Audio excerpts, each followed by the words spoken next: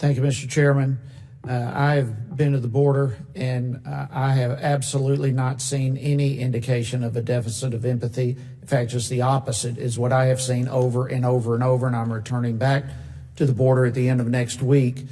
And it is unbelievable that such accusations would be hurled against you and those agents who are working so hard and giving so much of their time. And to ask for seeing improvements, there's no question, as you have testified, that as the funds came, which the Democrats continually held back from coming, as the funds were made available, improvements have been evident, and they've been stunning. I'd like to ask you regarding the cartel's renting of children. I've seen that agents are now even beginning to find paper flyers advertising this type of thing. Is that true? Yes, I mean, we've seen direct Facebook advertisements in Central America. Smugglers will use any means necessary to get customers. How much does it cost to rent a child? It depends.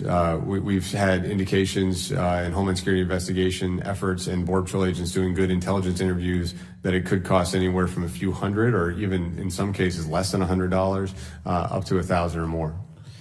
So walk us through the process. A child, there's advertisement, parents, someone responds, a child is offered? Yeah, so in many of these communities in Central America, it's pretty known who the coyote is, who the alien smuggler who's willing to bring you to the United States is in those communities. So what they'll have a situation where everybody knows if they bring a child, they'll be allowed to stay in the U.S. They call it a passport for migration. I heard that directly from a gentleman from Huehuetenango, the westernmost province of Guatemala. If they have an individual who wants to go to the U.S. and somebody has a child that they might want to make some additional money renting that child, or they want the child to be delivered to a relative in the U.S. They'll say, hey, take my child. They go procure a fraudulent document, and then they're smuggled to the U.S. border. And the cartels are receiving that money? They're getting paid for the fraudulent document. They're getting paid for the smuggling event, and the child's being put at risk. Any idea how many children are being trafficked like this? So that's a huge concern. We've identified 5,500 cases of fraud in family units in just the 8 weeks or so that we've had special agents helping our Border Patrol agents with these investigations. 15% of those that they've interviewed have turned out to be fraudulent cases. That tells me that we might be scratching the surface of this problem, and the number of children being put at risk might be even higher. If I could give you a quick stat, of the first 2,475 family units they've interviewed, 352 were fraudulent. 14.2%. 921 fraudulent documents have been uncovered, and we've prosecuted 615 individuals for basically trafficking or smuggling a child with fraudulent documents. So that's just in the last 8 weeks we've been doing this operation. Unbelievable. Another issue is obviously the treatment of migrants. We've heard in this room that there are people being held in rooms with no running water.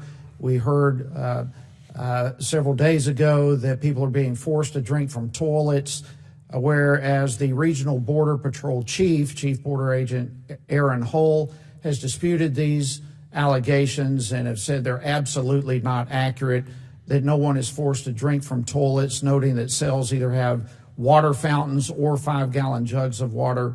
What's the truth of the matter? Yeah, that's our requirement by our policy. Again, it's overseen by multiple layers of oversight. Every station I've been to has both either running water, and sometimes a faucet will break temporarily, but has running water or the 5-gallon jugs outside. Children must be kept in the least restrictive setting. Their doors in their areas where they're being held are not even locked, or they're able to move around freely. So we're providing water consistent with our policy, directly available in our custody.